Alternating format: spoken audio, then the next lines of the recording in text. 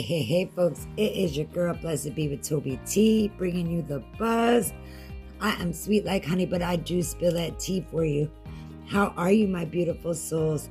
I hope everybody is feeling love, peace, and heart-centered energy. Whether you've been here before or if you haven't, I do a couple of things. I share an energy update.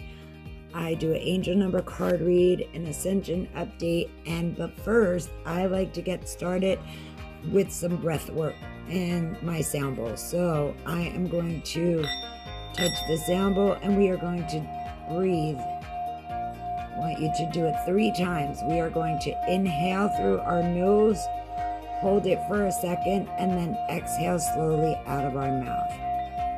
Let's begin. Breathe in.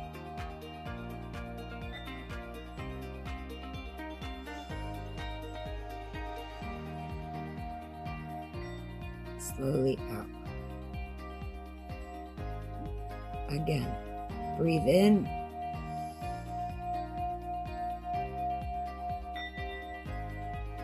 Slowly out. One more time.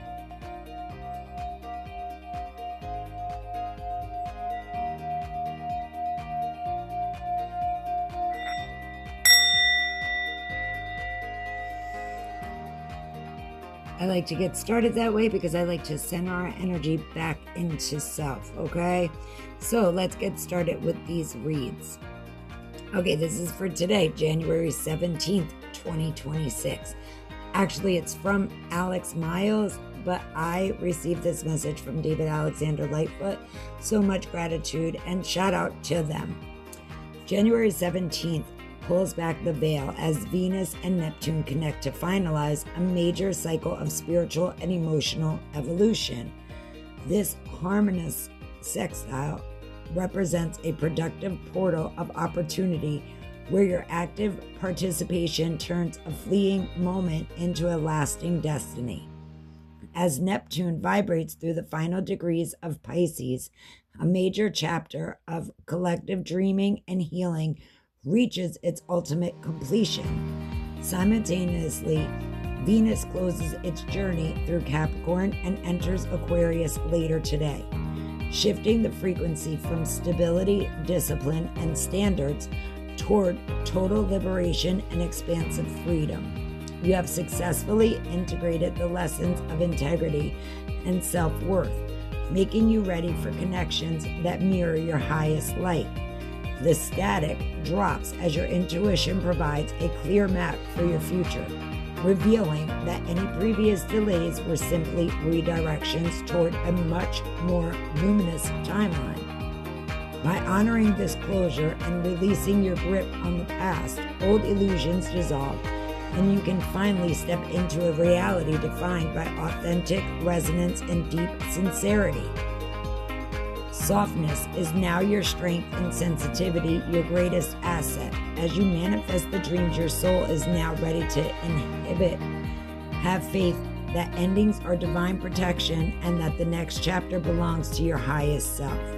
Trust your intuition completely, never forget your worth, and get ready to receive all that you truly deserve. Yes.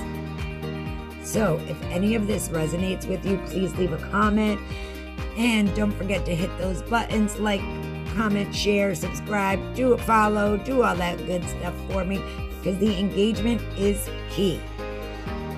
All right, let's get into these angel numbers. So I do a 3-card read, I give an inspirational message, and I also pull the one from the bottom of the deck, which the bottom of the deck is what's going on in your subconscious mind, okay? So, bottom of the deck was 9999, which is all about, the 9s are all about ending of a cycle, and you are being guided towards your destiny. The inspirational message for the day is straighten your spine and align with divine. Ain't that the truth? Next up, we got, so this is the first card, is 1212, a positive sign that you are on the right path. Trust your intuition, change in your relationships, fresh start, and make time for things that matter most. Focus on your spiritual awakening and your manifestations that are coming in. 7676, find the balance and harmony in your life. Good luck is coming your way. Focus mainly on your mind, body, spirit, the Trinity, and make sure that they are all aligned.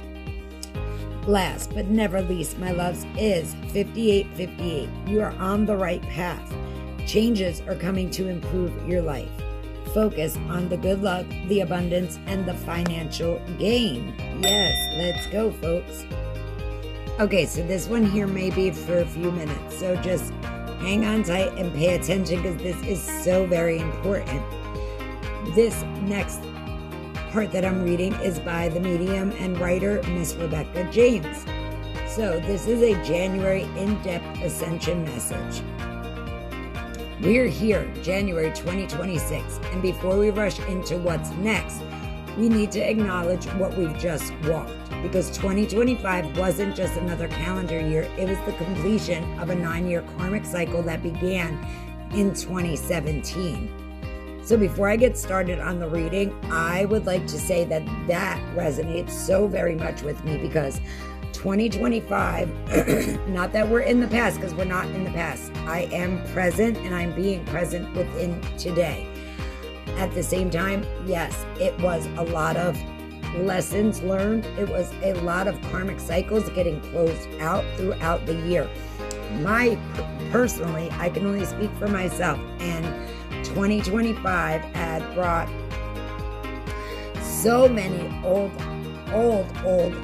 debts up, karmic debts, okay? I moved from place to, like, every 2 months I was moving somewhere else. But that was where the universe was calling me to be moved. And either it was to clear that karmic debt or to help enlighten somebody on their journey. So let's get into this read, okay? A soul contract closing, grid collapse, and frequency reset all rolled into one. That year took us to the edge and back. It cracked us open. It forced us to remember. It burned down every false identity we ever tried to wear. And as the final seal of the universal 9-year closed, something in us did too. That was us saying goodbye. That was the return. That was the final breath of the old world. And now, here we are in January 2026, the start of a universal 1 year, a brand new cycle. But this isn't a clean slate in the way the world likes to sell it. This is a sacred beginning built on everything you just reclaimed. This is not a restart, it's a rebuild. And the opening weeks of this year are less about jumping forward and more about letting it all land. This is the integration space, the frequency corridor between you and who you were and who you're becoming. And that's why so many light workers still feel tired, heavy, and in limbo. You're not behind, you're sinking. The soul got it, the mind caught up, but the body is still catching its breath. And this month is giving us space to do exactly that. There's 5 parts to this, so that was part 1. Here we go with part 2.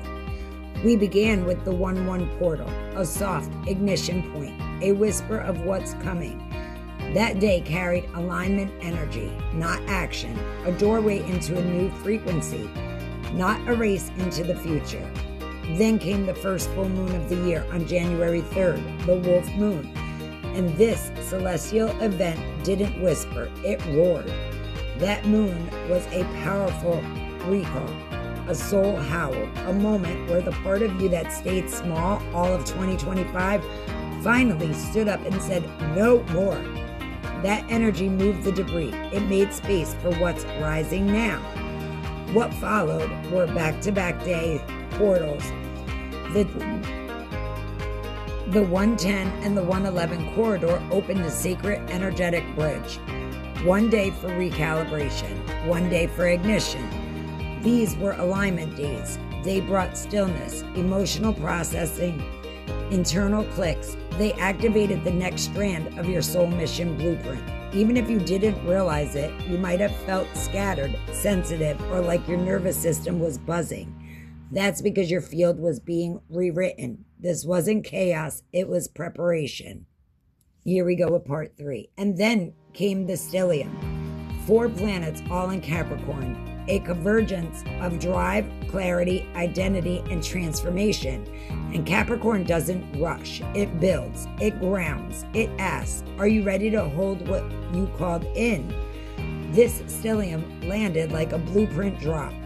It's the first collective ignition point of 2026. The soul led once felt it.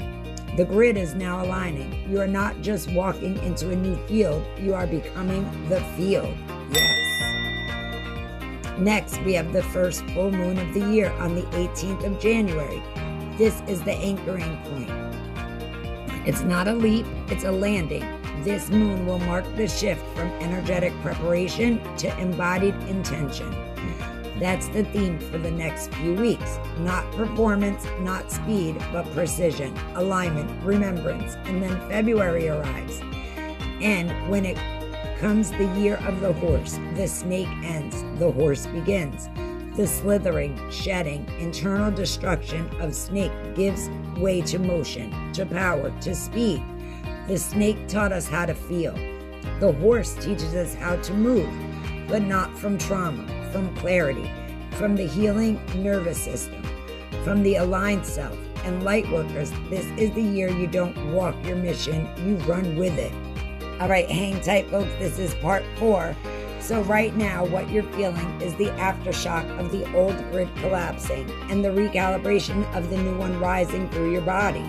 You may feel exhausted, directionless, raw. That's not regression, that's regeneration. This is the space between snake and horse, between release and rise, between healing and building. Let yourself feel it. Let your system rest. Let your soul speak louder than your doubt. Because what's coming isn't a repeat of the past. It's the reason you came. You did not survive the fire to play small now. You walked through a 9-year corridor of karmic collapse, soul retrieval, identity death, and field rewiring. And now you're here, standing on the edge of a new frequency. The grid is online. The blueprint is humming. The path is clear. You are not waiting anymore. You are not shrinking. You are not questioning. You are building. You are remembering, and you are rising. And the world is finally ready for you.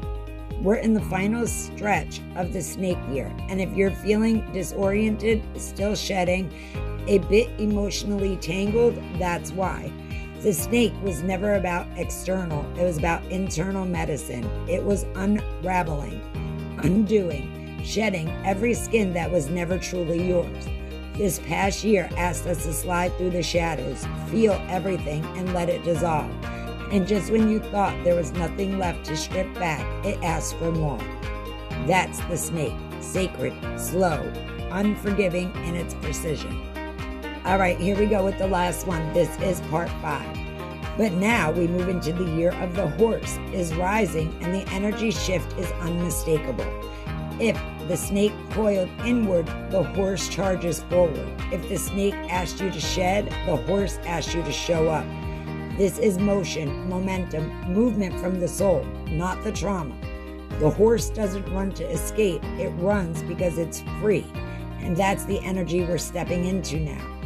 So if you feel the ache of what's ending and the anticipation of what's beginning, you're right on time. This is the bridge, the final breath of the year that unraveled you, and the first heartbeat of the year that asked you to rise from everything you reclaimed.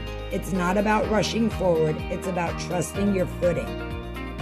The field is shifting, and this time, you're not crawling through it, you're galloping forward. You've earned this stride, not because you pushed through, but because you listened, you felt, you stayed. Through every contraction of 2025, you kept walking. And now the momentum you feel, it isn't forced, it's organic, it's alive, it's the rhythm of a soul finally moving in alignment with itself. The year of the horse doesn't ask you to become something you're not. It asks you to remember what you already are. Fast, fierce, and free. So take the reins, not to control the path, but to claim it. Let this next chapter be led by the frequency of everything you've reclaimed. You're not returning to who you were. You're stepping fully into who you came here to be. This is the end of a channeled message by Rebecca James. Thank you so very much. All right, so my loves, I am getting out of here. Don't forget to hit those buttons. I love y'all. Be the vibe. Be the whole vibe. Blessed be with Toby T. And I will see y'all tomorrow. Enjoy your very special day. Let's be present and celebrate the day that God has made. Thank you. Peace. One love. We are one.